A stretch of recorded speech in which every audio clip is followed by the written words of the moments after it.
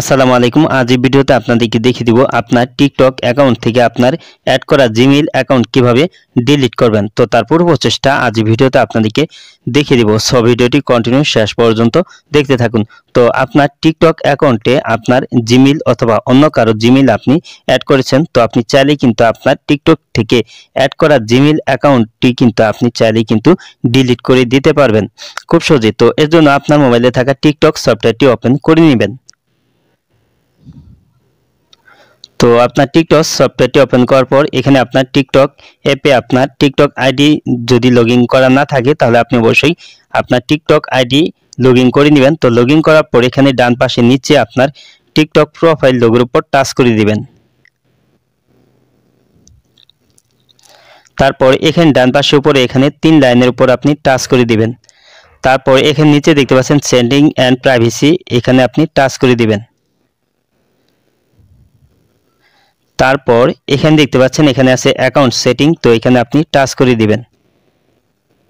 তারপর এখানে দেখতে পাচ্ছেন অ্যাকাউন্ট ইনফরমেশন সেটিং, এখানে টাচ করে দিবেন। তারপর এখানে দেখতে পাচ্ছেন এখানে আছে ইমেল, তো আমার এখানে দেখতে পাচ্ছেন আমার এখানে একটি ইমেল অ্যাকাউন্ট অ্যাড করা আছে। তো এখন আপনার এইখানে ইমেলের উপর আপনি টাচ করে দিবেন। তারপর এখানে দেখতে পাচ্ছেন চেঞ্জ ইমেল অ্যাড্রেস, তো আপনি চাইলে ইমেল অ্যাড্রেসটি পরিবর্তন করে দিতে পারবেন, অথবা আপনি চাইলে আনলিঙ্ক ইমেল অ্যাড্রেস, আপনি চাইলে আপনার ইমেল অ্যাড্রেসটি আপনার টিকটক থেকে ডিলিট করে দিতে পারবেন। তো এর জন্য আনলিঙ্ক ইমেল অ্যাড্রেস এখানে টাচ করে দিবেন। তারপর এখানে নিচে দেখতে পাচ্ছেন আনলিঙ্ক, এখানে টাচ করে দিবেন। তো এখানে দেখতে পাচ্ছেন ভেরিফাই ইউর ইমেল অ্যাড্রেস, তো আপনার ইমেলে একটি মেলের মাধ্যমে ওটিপি পাবেন, তো ওটিপি কোডটি এখানে বসিয়ে দিবেন। তো আপনার ইমেলটি যদি না থাকে তো ইমেল ছাড়া আপনি ভেরিফাই করতে পারবেন। তো এর জন্য এখানে ট্রাই অ্যানাদার মেথড, এখানে আপনি টাচ করে দিবেন।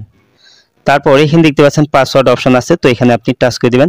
তো তারপর এখানে আপনার টিকটক অ্যাকাউন্টের পাসওয়ার্ডটি বসিয়ে দিবেন। তো আমার পাসওয়ার্ডটি আমি এখানে বসিয়ে দিচ্ছি।